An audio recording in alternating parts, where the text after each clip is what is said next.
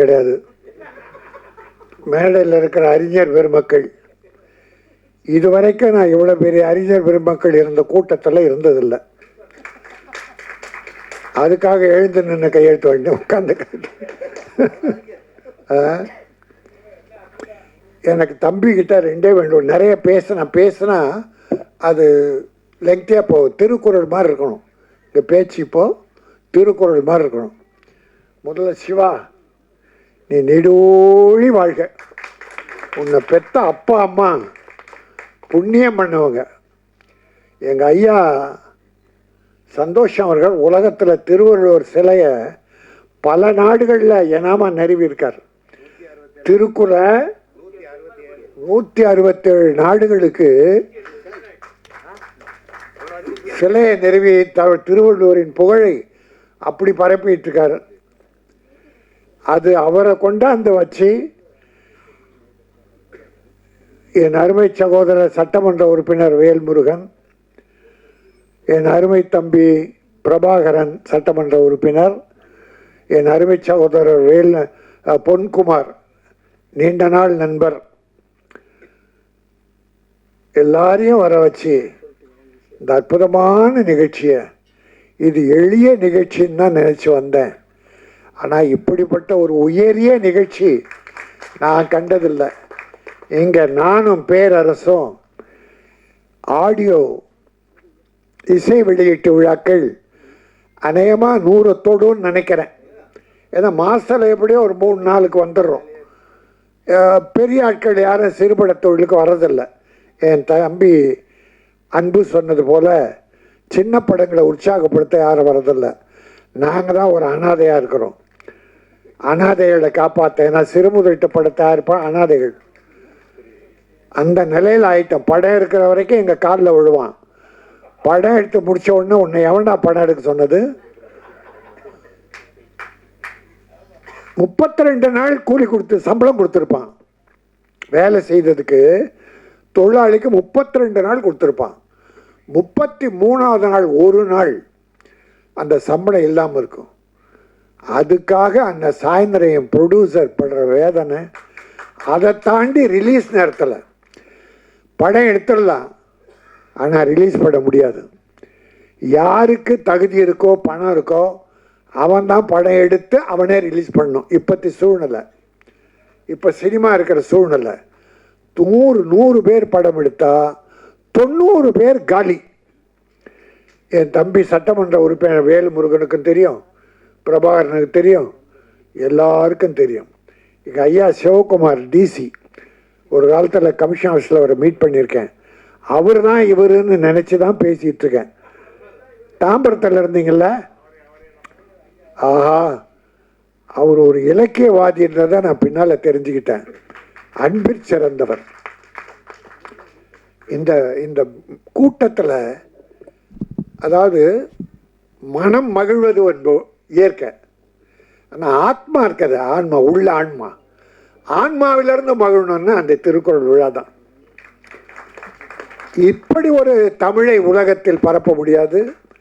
இப்படி ஒரு திருக்குறளை உலகத்துக்கு எளிமையாக சொல்ல முடியாது. அது படம் எடுத்து வாயில் சொல்லிட்டு போயிடலாம், விளக்கம் சொல்லலாம். ஆனால் படமாக எடுத்து பார்க்கிற போது இளைஞர்களின் பசுமரத்தாணி போல பதியும். ஆக இந்த ஒவ்வொரு காட்சியும், தம்பி ஒரு வேண்டுகோள் எனக்கு, இந்த சால்வை தயவுசெய்து வேல்முருகன் கொஞ்சம் எல்லாரும், பொன்குமார் எல்லாரும் சொல்லுங்க, இந்த சால்வை எடுங்க. இது ராஜஸ்தானில் தயாரிக்கிறாங்க, இது தமிழ்நாடு அல்ல. நம்ம அதுக்கு தான் நான் திருப்பி அவருக்கே போட்டேன். நான் போட்டுக்கிறது இல்லை, நான் ஒவ்வொரு மேடையிலும் வேண்டுகோளை வைக்கிறேன். ஏன்னா நம்ம நெசவாளிகள் இங்கே ஈரோடு, கோயம்புத்தூர், செங்கல்பட்டு, அரக்கோணம், நம்ம நெசவாளிகள் இருக்கிற கைத்தறி ஆடு, அதை தயவுசெய்து அணிவிங்க என்பது வேண்டுகோள் தான், இது கட்டளை இல்லை. அப்புறம் வடிவேல் முருகன், சிவா அவங்க அப்பன், அது சிவாவா சிவாவா? சிவா. ஏன்? அதான் ஏன் சா வச்சா வானன்றான் அந்த சிவன். சிவா திருக்குறள் சொல்றீங்க, சிவான்னு தமிழ்ல வட சொல்லுது வேண்டும். எனக்கு தெரியாது. இல்லை இல்லை, அது அப்பா சொல்லி அம்மா சொல்லி வச்சா ஓகே. அப்பா அம்மா மீறி எதுவுமே நடக்கூடாது. அப்புறம் சென்டிமெண்ட்டுன்னு இருந்தால் அது வேற. தமிழை விட நமக்கு என்ன சென்டிமெண்ட்டு? திருக்குறளையே உலகத்துக்கு சொல்லிட்டீங்க. உங்களை புகழ இனி யார் வேணும்? இது இருக்காங்க மேடையில். அடுத்த ரெண்டு விஷயம் சொல்லி ஷார்ட்டாக முடிச்சிடுறேன். தீயவை தீய பழைத்தாலால் தீயவை தீயினும் அஞ்சப்படும். தீயவை தீய பயத்தலால் தீயவை தீயினும் அஞ்சப்படும். தீய காரியங்கள் செய்தால் அது தீயை விட மோசமாக இருக்கும். அஞ்சனமா தீயை விட. அதை விட வள்ளுவன் ஒன்று சொன்னால் அது உள்ள தீயவை தீய பயத்தலால் தீயவை தீயை. இப்போ அந்த என் விரோதி அவன் வீட்டை நான் எரிக்கணும். டே க்ளோஸ் ராணி, உன்னை க்ளோஸ் பண்ணிடுறேன், வீட்டை எரிக்கிறேன்டா அப்படின்னு கொளுத்தும் போது எரிச்சா சும்மா எரிச்சிடலாமா? தீக்குச்சி வேணும்ல, தீப்பந்தம் வேணும்ல. அப்போ முதல்ல எது எரியுது? தீப்பந்தம் எரியுது, அப்புறம் தான் இந்த வீடு எரியுது. அப்போ இந்த தீயவை நினைக்கிற இல்லையா, உன் நெஞ்சம் எரிகிறது. முதல்ல உன் நெஞ்சம் அந்த தீயவை நினைக்கிறல்ல, அப்போ நினைக்கிற உள்ளம் எரிகிறது. பிறகுதான் எதிரி எரிகிறான். ஆகவே தான் தீயவை தீயினும் அஞ்சப்படும். நீ உன்னை தீயை அழித்து கொள்ளாதே, அடுத்தவன் அழிக்கிறத விட உன்னை நீ அழித்து கொள்ளாதே என்பது தீயவை தீய பயத்தலால் தீயவை தீயினும் அஞ்சப்படும்னு நான் உணர்ந்து அறிந்து அறிஞர்களுக்கு சொல்லி கேட்டு இதை நான் ஒன்றும் செய்தியாக வைக்கிறேன். இன்னொன்று தான், கூத்தாட்டு அவை குழாத்து அற்றே பெரும் செல்வம் போக்கும் அது விழுந்தற்று. கூத்தாட்டு அவை குழாத்து, கூத்தாட்டு அவை குழா, கூத்தாடுற இடம் இதை இந்த மேடைன்னு வச்சிங்களேன். கூத்தாட்டு அவை குழா, இந்த மேடையில் அவையில் சினிமா பார்க்க வர்றோம், நாடகம் பார்க்க வர்றோம். இப்போ மீட்டிங்கு ஒவ்வொருத்தராக வர்றோம், வந்து உட்கார்றோம். முடிஞ்ச உடனே மொத்த பேரும் போயிடுறோம். மீட்டிங் முடிஞ்ச உடனே இல்லை சினிமா முடிஞ்ச உடனே மொத்த பேரும் போயிடுறோம். செல்வம் வந்து ஒவ்வொன்றா வருமா? செல்வம் நல்ல நேரம் வரும்போது ஒன்றுன்னா வருமா?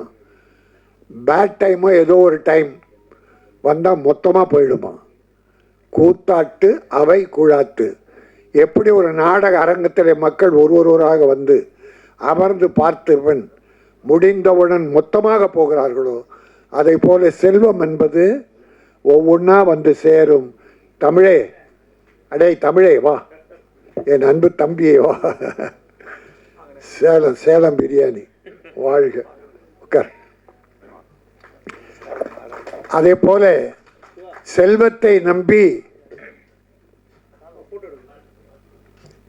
செல்வத்திற்கு அதிகமான முக்கியத்துவம் கொடுக்காமல் நல்லதை ஏழைகளுக்கு செல்ல வேண்டும் என்கிற ஒரு அற்புதமான கருத்தை சொன்ன இந்த திருக்குறள் விழா, இது திருவிழா. இந்த தம்பி வடிவேல் சிவா வாழ்க, வாழ்த்து வந்திருக்கிற அத்தனை பெரியோர்களும் வாழ்க என்று சொல்லி விடைபெறுகிறேன். நன்றி, வணக்கம்.